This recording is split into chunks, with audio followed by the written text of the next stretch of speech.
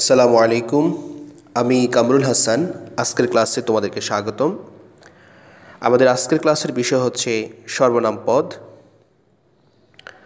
সর্বনাম পদ হচ্ছে বিশেষ্যের পরিবর্তে যে শব্দ ব্যবহৃত হয় তাকে আমরা সর্বনাম পদ বলবো। যেমন রহিম স্কুলে যায়, রহিম হচ্ছে এখানে বিশেষ্য, তার পরিবর্তে যে শব্দটা বসবে, যেমন আমরা যদি বলি সে পড়াশোনা করে, রহিম স্কুলে যায়, রহিম পড়াশোনা করে, রহিম খেলাধুলা করে।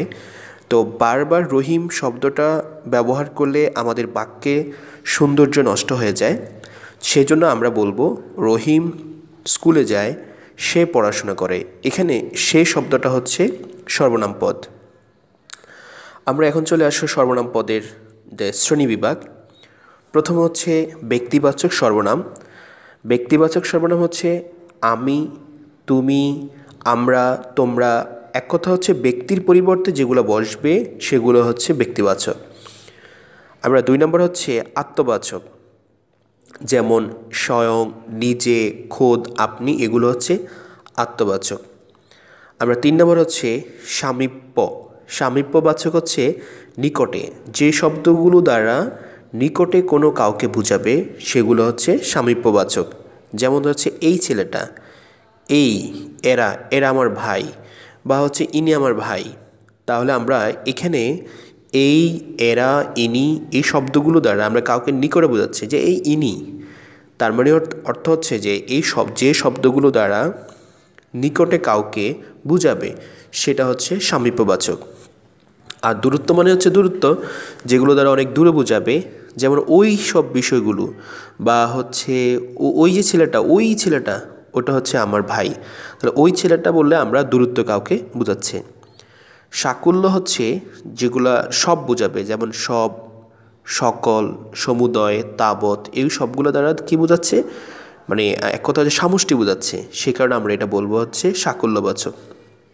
প্রশ্নবাচক তোমরা পারবে, মানে যে শব্দগুলো দ্বারা প্রশ্ন করা হয়, যেমন কে, কি, কোনো, কাহার, এগুলো। আর অনির্দিষ্ট জ্ঞাপক যেগুলো, সেগুলো হচ্ছে মানে কাউকে নির্দিষ্ট করবে না, অনির্দিষ্ট বোঝাবে। যেমন হচ্ছে তোমাদের ক্লাসে কিছু কিছু ছেলে আছে, বা কেউ কেউ বলে, বা কোনো একটা ঘটনা। তো এখানে আমি কিন্তু কোন শব্দটা বা কোন ঘটনাটা মানে কাউকে নির্দিষ্ট করিনি। হ্যাঁ, তোমাদের ক্লাসে কিছু কিছু ছেলে আছে, কোন ছেলে আছে কিছু বলিনি। সেই কারণে এটা কি হবে, অনির্দিষ্টতা জ্ঞাপক শব্দগুলো। আর ব্যতিহার হচ্ছে আপনা আপনি, নিজে নিজে, পরস্পর, পরস্পরটা খেয়াল রাখবে, এটা ব্যতিহারিক। আর সংযোগ, সংযোগ জ্ঞাপক হচ্ছে মনে রাখবা যে শব্দগুলো দ্বারা দুটো সেন্টেন্সকে, দুটো বাক্যকে সংযোগ করা হয়। মানে অর্থ হচ্ছে যে যিনি দ্বারা যদি তুমি যদি কোনো সেন্টেন্সকে বা কোনো বাক্য শুরু করো, অবশ্যই এরপরে কোনো একটা বাক্য দিতে হবে। যেমন যিনি এখানে আসবেন, একটু বলা হবে না তিনি তোমাদের টিচার।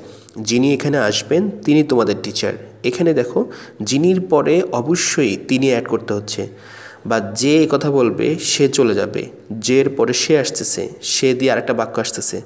তার মানে এই যিনি, যে, যারা, এগুলো দ্বারা দুটো বাক্যকে সংযোগ করা হয়, এজন্য এগুলোর নাম হচ্ছে সংযোগ জ্ঞাপক সর্বনাম। 10 নম্বর চলে আসো আমরা। 10 নম্বর হচ্ছে অন্যাদি বাচক, যেটা যেমন হচ্ছে অপর, পর, যেগুলো দ্বারা অন্য বোঝাবে। এখন আমরা চলে আসো সর্বনাম পুরুষ। সর্বনামে পুরুষ হচ্ছে 3 প্রকার। বক্তা যে ব্যক্তি, সে নিজে হচ্ছে উত্তম পুরুষ, যেমন আমি উত্তম পুরুষ। তুমি যে শুনতেছ, তুমি হচ্ছে মধ্যম পুরুষ, অর্থাৎ যাকে শ্রোতাই হচ্ছে মধ্যম পুরুষ। আর যে অ্যাবসেন্ট, যে অনুপস্থিত, সে হচ্ছে নাম পুরুষ, যেমন হচ্ছে রহিম, করিম, বা হচ্ছে সে, এগুলো সবগুলো কি হবে, এগুলো হবে নাম পুরুষ। আমরা এখন চলে আসো যে, তার মানে আমরা বুঝতে পেরেছি বক্তা যে কথা বলবে সে হচ্ছে উত্তম পুরুষ, যে শুনবে সে হচ্ছে মধ্যম পুরুষ, আর যে এখানে থাকবে না সে হচ্ছে কি নাম পুরুষ।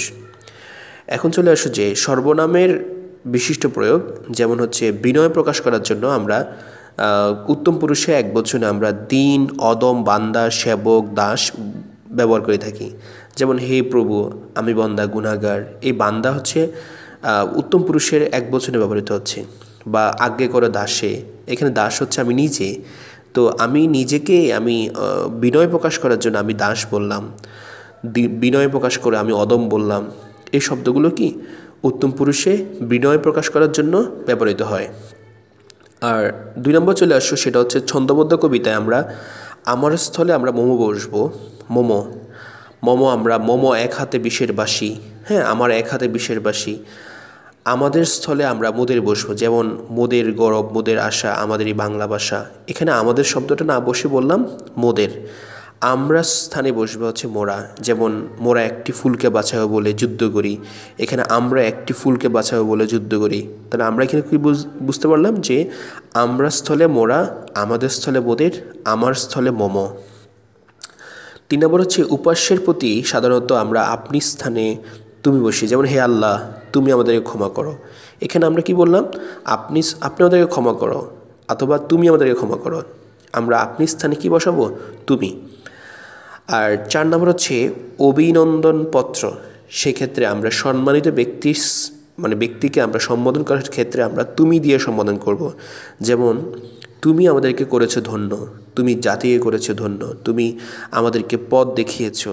এক্ষেত্রে আমরা কি বলবো, সম্মানিত ব্যক্তিদেরকে আমরা যে অভিনন্দন পত্রে আমরা তুমি বলে সম্বোধন করব। আশা করি তোমরা বুঝতে পেরেছো। ধন্যবাদ সবাইকে।